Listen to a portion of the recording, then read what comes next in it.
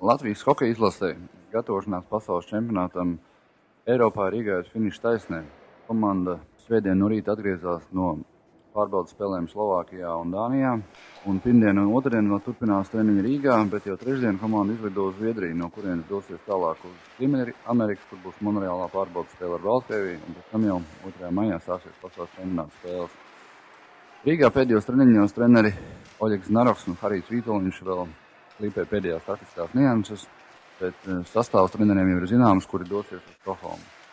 Mājās paliks jaunie uzbrucēji Andris Džeriņš, Sergejs Pečura un Edgars Brāncis, un atšķirībā no iepriekšējiem gadiem sastāvs atkal būs krietni atjaunināts.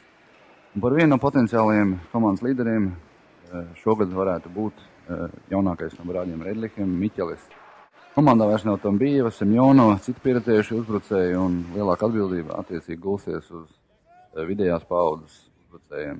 Vaicājām Miķelim Redliham, kā viņš domā, cik cienīgi viņš un viņa paudze spēs aizstāt tos izlases spēlētāji, kuri izlase jau ir atstājuši. Šogad viss izteiktāk, ka tas pamainījies viss ir, kad tam bija Semjonovs, nav Paņģeļējos, Ignaķos. Šogad mums tas tiešām ļoti atjaunās, tas sastāvs viss ir.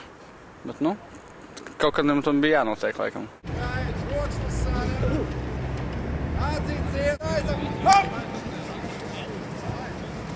Atcīciet!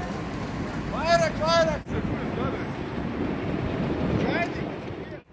Māris Zembergs, Jānis Pakalnieks, Diena TV.